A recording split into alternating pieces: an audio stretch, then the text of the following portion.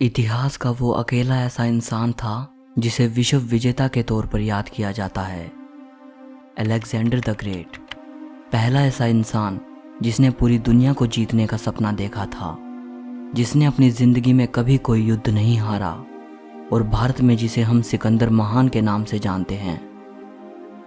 इस वीडियो में आप उसी सिकंदर महान के बारे में 23 ऐसी बातें जानोगे जो शायद ही आपको पता हों, सो वीडियो को आखिर तक जरूर देखना।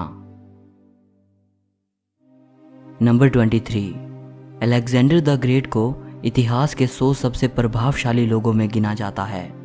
उनको अलेक्जेंडर थर्ड और अलेक्जेंडर मैसिडोनियन के नाम से भी जाना जाता है। अलेक्जेंडर मैसिडोनिया का शासक था। मैसिडोनिया प्राचीन ग्रीस में एक साम्राज्य था। नंबर 22, अलेक्जेंडर नाम ग्रीक भाषा के 2 शब्दों से मिलकर बना है। पहला है एलेक्सिन, जिसका मतलब है टू प्रोटेक्ट, और दूसरा शब्द है एंड्रोज, जिसका मतलब है मैन। सो अलेक्जेंडर का मतलब हुआ प्रोटेक्टर ऑफ मैनकाइंड, यानी मानवता का रखवाला। नंबर 21, यह कहा जाता है कि जिस दिन अलेक्जेंडर पैदा हुए थे उसी दिन ग्रीस के टेम्पल ऑफ आर्टेमिस को जला दिया गया। ये किसने और क्यों किया था, इस बारे में इतिहास में ज़्यादा जानकारी नहीं मिलती। टेम्पल ऑफ आर्टेमिस दुनिया के 7 अजूबों में शामिल था। नंबर 20, अलेक्जेंडर द ग्रेट दुनिया के सबसे महान फिलोसोफर्स में से एक एरिस्टोटल के स्टूडेंट थे। जब अलेक्जेंडर 13 साल के थे तो उनकी एजुकेशन के लिए उनके फादर फिलिप ने एरिस्टोटल को चुना था। एरिस्टोटल द्वारा दी गई शिक्षा के बदले फिलिप ने स्टैजरा शहर में एरिस्टोटल के होम टाउन को फिर से बनवाया, जिसे कई साल पहले फिलिप ने ही डिस्ट्रॉय कर दिया था। एरिस्टोटल ने अलेक्जेंडर को 3 साल तक पढ़ाया, जब तक कि अलेक्जेंडर 16 साल के हुए, और इसके बाद उनके फादर फिलिप की हत्या हो गई और अलेक्जेंडर मैसिडोनिया की गद्दी पर बैठा। एरिस्टोटल ने उसको फिलोसफी, मोरल्स, रिलीजन और लॉजिक की शिक्षा दी थी। नंबर 19, अलेक्जेंडर को हेट्रोक्रोमिया इरिडियम था, जिसकी वजह से उसकी दोनों आंखों का कलर अलग अलग था। नंबर 18, कुरान शरीफ में एक बादशाह धुलकरनाइन की कहानी आती है। बहुत से स्कॉलर्स का ये मानना है कि ये कहानी अलेक्जेंडर द ग्रेट की ही है। मतलब कुरान में धुलकरनाइन नाम से जिस बादशाह का जिक्र आता है शायद वो सिकंदर ही है। नंबर 17, अलेक्जेंडर अपनी पहली जीत से लेकर मृत्यु तक अपराजित रहा। वो किसी से नहीं हारा। उसकी मिलिट्री टैक्टिक्स और स्ट्रैटेजीज आज भी दुनिया भर की मिलिट्री एकेडमीज में पढ़ाई जाती हैं। नंबर 16, सिकंदर अपनी मृत्यु तक उन सभी भूमि में से लगभग आधी भूमि को जीत चुका था जिसकी जानकारी प्राचीन ग्रीस के लोगों को थी। इसके बावजूद भी वो पृथ्वी के सिर्फ 5% हिस्से को ही जीत पाया था। नंबर 15, अलेक्जेंडर की सेक्सुअलिटी को लेकर कुछ कंट्रोवर्सी है। कुछ हिस्टोरियंस ने उन्हें बाइसेक्सुअल बताया था।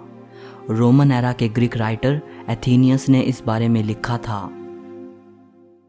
नंबर 14, अलेक्जेंडर की 3 पत्नियां थी, रोक्सेना, बार्सिन और पेरिसेटिस। नंबर 13, अलेक्जेंडर अपनी फ्यूचर वाइफ रोक्सेना से जब पहली बार मिला था तो वो लव एट फर्स्ट साइट था। नंबर 12, ये कहा जाता है कि अलेक्जेंडर के 2 बेटे थे, हिरैक्लिस और अलेक्जेंडर फोर्थ। कहा जाता है कि अलेक्जेंडर की मृत्यु के बाद दोनों की हत्या कर दी गई थी। नंबर 11, पर्शिया पर फतेह हासिल करने के बाद सिकंदर ने सोचा कि अगर वो पर्शियन लोगों की तरह ही दिखेगा तो उसे वहां बादशाहत कायम करने में आसानी रहेगी और वो वहां के लोगों से ज़्यादा फेमिलियर हो पाएगा। उसने वहां के राजाओं के पहनावे को अपना लिया। उसने पर्शिया के लोगों को भी अपनी आर्मी में शामिल करना शुरू कर दिया और वहां रहते हुए उसने कई पर्शियन ट्रेडिशंस को अपना लिया। नंबर 10, सिकंदर को सबसे कांटे की टक्कर भारत के राजा पुरु ने दी थी। ग्रीक हिस्टोरियंस ने राजा पुरु को पोरस नाम दिया है। सिकंदर के विजय रथ को रोकने में पोरस ने सबसे अहम भूमिका निभाई थी। उसने सिकंदर की सेना के मन में खौफ पैदा कर दिया था और उसे भारत से लौटने पर मजबूर कर दिया था। नंबर 9, सिकंदर के पास ब्यूसेफेलस नाम का घोड़ा था जिससे वो बेहद प्रेम करता था। जब सिकंदर पंजाब आया तो वहाँ उसके घोड़े की डेथ हो गई। सिकंदर ने पंजाब में झेलम नदी के किनारे 2 शहर बसाए थे। उनमें से एक शहर का नाम उसने अपने घोड़े के नाम पर ब्यूसे फैला रखा था। नंबर 8, दुनिया के किसी भी हिस्से को जीतने के बाद अलेक्जेंडर वहां अपने नाम से एक नया शहर बसाकर अपनी विक्ट्री को सेलिब्रेट करता था। दुनिया भर में लगभग 70 शहरों को उसने अपने नाम पर अलेक्जेंड्रिया नाम दिया था। नंबर 7, प्लूटार्क, जो कि एक ग्रीक हिस्टोरियन थे। वो अपनी book lives of the noble Greeks and Romans में लिखते हैं कि अलेक्जेंडर के शरीर से बेहद सुखद महक निकलती थी। उनकी बॉडी से इतनी मनोहर खुशबू आती थी कि वो उनके कपड़ों को भी सुगंधित रखती थी। नंबर 6, अलेक्जेंडर ग्रीस के महान कवि होमर से काफ़ी इंस्पायर था। वो होमर की एपिक पोएम इलियड को बड़े शौक से पढ़ता था। ये बुक उसे उसके गुरु एरिस्टोटल ने दी थी। अलेक्जेंडर उसे हर रोज़ पढ़ता था, यहाँ तक कि अपने कैंपेन के दौरान भी वो इसे अपने साथ रखता था। नंबर 5, 323 बीसी में अलेक्जेंडर की मृत्यु बेबीलोन में हुई थी, उसी शहर में जिसे वो अपनी कैपिटल बनाना चाहता था। नंबर 4, अलेक्जेंडर की मृत्यु दुनिया की सबसे बड़ी मिस्ट्रीज में से एक है। उसने महज 32 साल की उम्र में दुनिया को अलविदा कह दिया था। उसकी मृत्यु कैसे हुई इस बारे में कोई कुछ नहीं जानता। कुछ हिस्टोरियंस कहते हैं कि अलेक्जेंडर को जहर दिया गया था, कुछ कहते हैं कि मलेरिया से उसकी मृत्यु हुई थी। नंबर 3, अलेक्जेंडर की मृत्यु बेबीलोन में हुई थी, लेकिन उनको कहाँ दफनाया जाए इसको लेकर काफ़ी विवाद हुआ और आखिर में उनको इजिप्ट के शहर अलेक्जेंड्रिया में दफनाया गया। ये शहर अलेक्जेंडर ने ही बसाया था और अपने नाम पर ही उन्होंने इस शहर को नाम दिया था। अलेक्जेंडर की बॉडी को एक पत्थर के ताबूत में रखा गया। उस ताबूत को शहद से भरा गया था, उनकी बॉडी को डिकेइंग से बचाने के लिए। इसके बाद उसे इजिप्ट लाया गया था। नंबर 2, इजिप्ट के अलेक्जेंड्रिया शहर में सिकंदर की कब्र थी।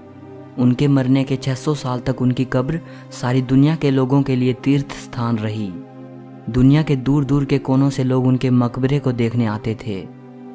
4th सेंचुरी की शुरुआत में सिकंदर की कब्र कहीं गायब हो गई। नंबर 1, मरने के सदियों बाद तक भी रोम के लोगों के लिए अलेक्जेंडर सबसे ज़्यादा एडमायर किए जाने वाले ऐतिहासिक शख्स थे। यही वजह है कि रोम की कुछ महान हस्तियों जैसे जूलियस सीजर, मार्क एंथनी और अगस्टस ने भी अलेक्जेंडर की कब्र को विजिट किया था। सो इस वीडियो के लिए इतना ही। अगर आपको वीडियो अच्छी लगी हो तो लाइक और शेयर ज़रूर करना। इस वीडियो के बारे में आपकी जो भी राय हो कमेंट करके बताइएगा। और अगर आप हिस्ट्री से जुड़ी ऐसी ही अमेजिंग वीडियोस देखना चाहते हैं तो चैनल को सब्सक्राइब करके घंटी को दबा देना। सो मिलते हैं अगली वीडियो में।